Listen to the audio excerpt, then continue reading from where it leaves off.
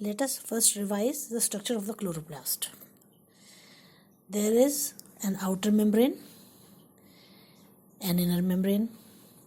The cavity is known as stroma.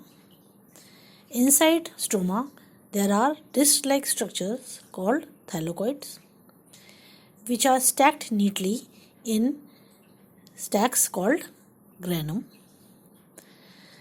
Some green structures are not in form of discs or stacks but are interconnecting bridges between granna. Granna is the plural for granum. These are called the stromal lamella. Photosystem 1 and 2 both are present in the granum, whereas the stromal lamellae have only photosystem 1. We shall discuss about these photosystems in the next.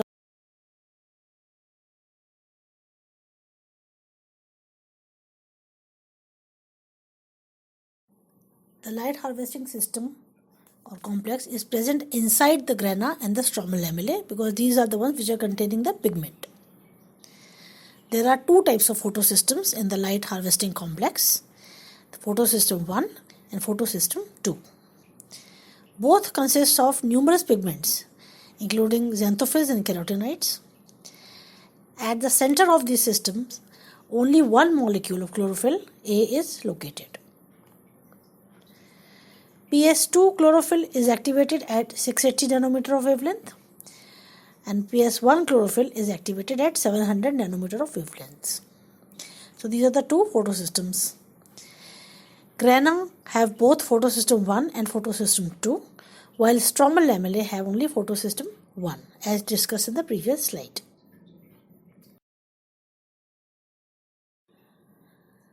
Photosystem 2 and photosystem 1, they function in tandem to ultimately produce ATP and NADPH. So, the photosystem 2, photosystem 1, as the sunlight becomes available, photosystem 2 provides electrons by splitting of water, which are transferred to electron transport system.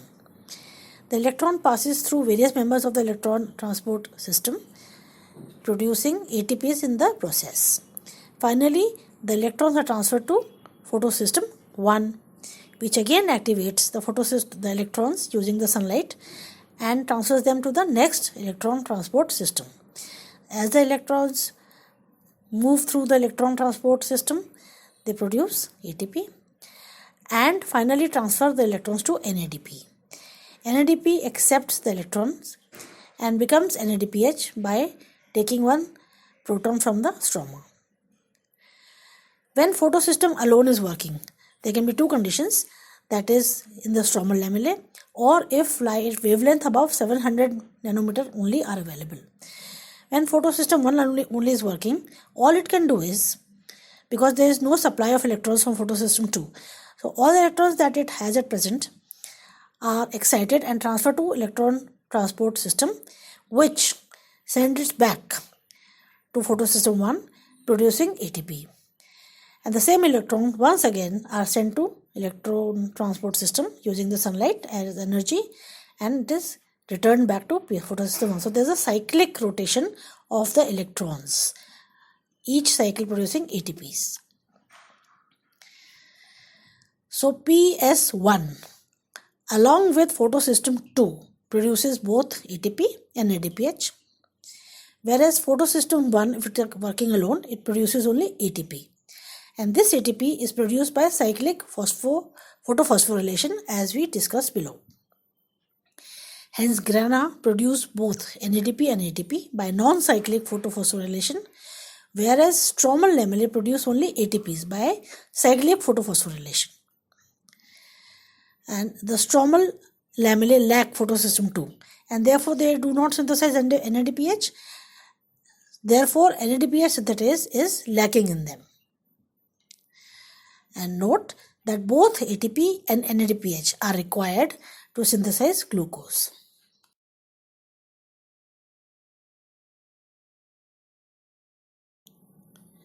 So basically light energy which is used in creating constant supply of electron flow. The whole process of photosynthesis depends upon a constant production of electrons and their flow. These electrons originate from water in photosystem 2 and they ultimately end up with NADP accepting them. NADP becomes NADPH after accepting these electrons and taking protons, that is H ions, from the stroma of the chloroplast. We need to remember that only photosystem 2 can split water to provide the electrons and photosystem 1 does not. So only photosystem 2 can extract electrons from water. Water breaks up, giving H ions or protons, nascent oxygen and electrons. The electrons are transported to NADP via electron transport system. Oxygen diffuses out and protons, they just accumulate at the site of water splitting, that is inside the thylakoid. So the electron flow originates from PS2 and is finally accepted by NADP. As the electron passes through the components of electron transport system, ATPs are produced. Each component of the electron transport system, which are cytochromes, accepts the electron by holding it with a proton. And the proton it takes from the stroma, because electron transport system is located on the thylakoid membrane. So it takes the electrons from within the thylakoid and proton from the stroma. As the electrons passes on to next component, the previous component releases the proton that it has taken from the stroma inside the lumen of the thylakoid, thus raising the proton concentration inside the thylakoid. Next is, what is the mechanism of production of ATPs during light reaction? ATPs is the energy currency of the cell. Energy is stored in the third bond of ATP, and whenever this energy is required, for example for production of glucose, the ATP is broken down into ADP and the bond energy is used for the purpose. The process of production of ATP during the light reaction is called as chemiosmosis. During the light reaction, protons get concentrated inside the lumen of the thylakoid and the concentration in the stroma greatly decreases. How does that happen? By 3 ways. Protons produced by water splitting inside the thylakoid, they just stay there while the electron is passed on. The electron transport system, which is present at the periphery of that is in the membrane of the thylakoid, they pick up protons required for holding the electron from the stroma, but release it inside the thylakoid lumen before proceeding giving it to electrons to the next member. Also, the final acceptor of electron, that is NADP, is located in the stroma. So it has to become NADPH. It accepts the electrons and takes the protons, which is required to become NADPH, from the surrounding stroma, further decreasing the concentration of protons in the stroma. So when the proton concentration increases to some extent within the thylakoid,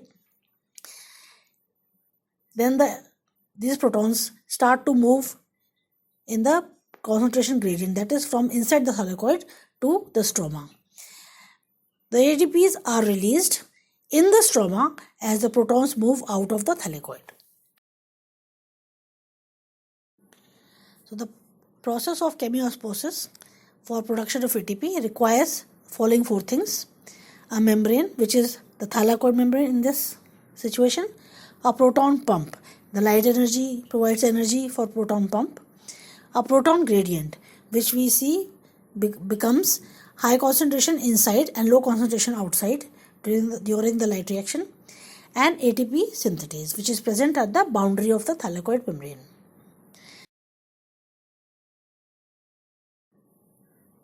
This diagram shows how does the concentration of protons increase inside the lumen of the thylakoid. As we can see that the proton that were produced by splitting of water, they just stay inside the lumen. The electron transport system, the members of it, when they transfer the electron to the next member, the accepting member takes proton from outside, that is from the stroma, but releases it inside the thylakoid before giving the electron to the next member.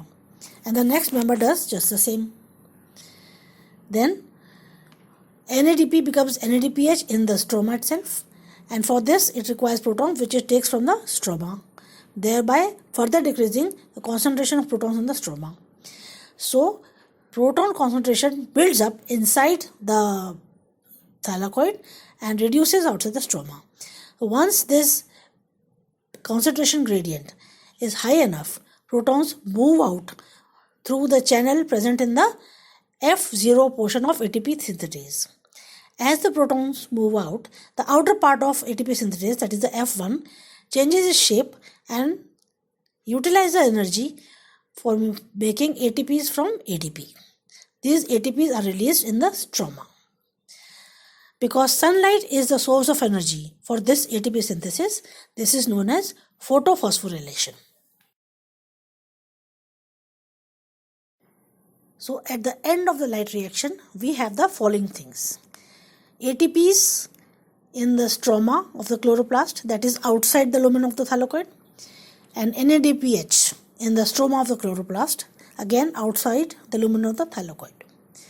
Finally, we will synthesize glucose in the stroma using these ATP and NADPH in addition to carbon dioxide and water. This glucose synthesis constitutes the dark reaction, which we will discuss in the next part of the lecture.